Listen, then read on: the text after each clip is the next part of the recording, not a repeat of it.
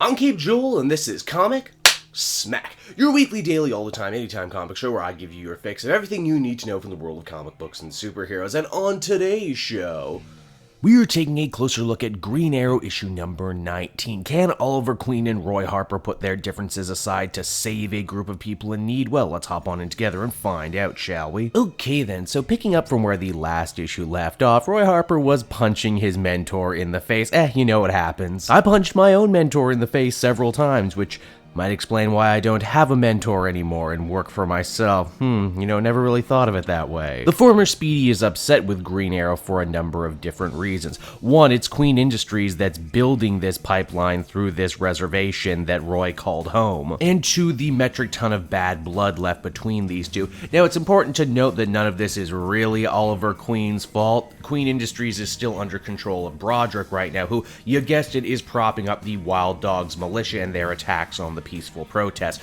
The Wild Dogs leader? Oh, you're gonna love this. A racist, good old boy, boss hog sheriff, clearly inspired by those Bundy Ranch guys. They know the protest is working and that the government will eventually side with the people of the res. That's why they're working extra hard to get Roy's adoptive brother out of there so they can finish the pipe and have it be done with. Luckily, Black Canary shows up to help run off the rest of the militia, as well as, cut through all this stubborn male machismo chest pounding so we can actually cut to the core of these issues here. And for that, we're treated to the second part of the flashback we saw in the previous issue, wherein a young Green Arrow and a young Speedy battled one of their oldest foes, Count Vertigo, for the very first time. Now, I know you're probably saying, wait, didn't Green Arrow meet Count Vertigo for the first time in the New 52, and why is he back to being a blonde when he was a redhead before? The answer to that question should be obvious. Wibbly wobbly Watchmen retconny. Honestly, can I just say I absolutely love this redesign right here. It keeps enough of the New 52 while still looking and feeling like classic Count Vertigo. This battle and the subsequent fallout between Ollie and Roy actually showcases, why their relationship was always a little bit weird and always a little bit doomed.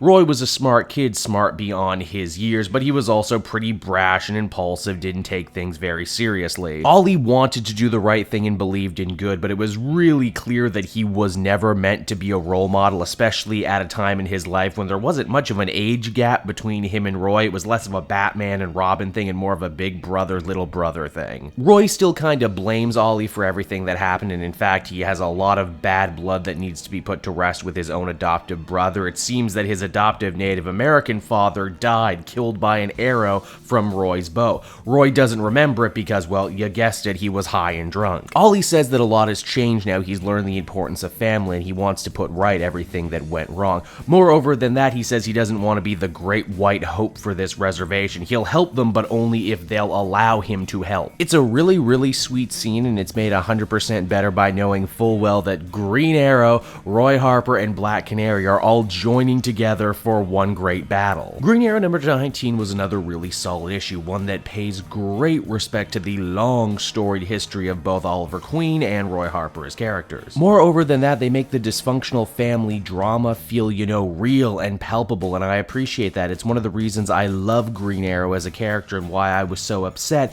that they dragged the character of Roy Harper through the mud for so often, cutting him off from Ollie and really some of the best parts of his character. Beyond that, the book just looks great, especially all the shots of everyone standing together. This is something I've wanted since the beginning of the New 52, and thanks to Benjamin Percy and DC Rebirth, I'm getting it. You might say it's a little early to call, but I'm just going to come out and say it. I think this is one of the best Green Arrow arcs they've had in a very long time, which is why I got to give this one another 9 out of 10. This is just good stuff. So there you go, everybody. The newest issue of Green Arrow is in our rear view mirror. If you want to see some more comic videos from me, be sure to check them out right here on the channel. Or if you'd like to follow me on social media and see what new videos I got coming out, then check out my Facebook, Twitter, and Instagram links down in the description. And while you're at it, you'll also find links to my SoundCloud page where you can download the Comic Multiverse. That's the comic podcast I do every week with my buddy Matt. I'm sure you'll enjoy it. And that'll just about do it for me. So until we meet again, everyone, I'm Cape Joel, and I will see you in another video.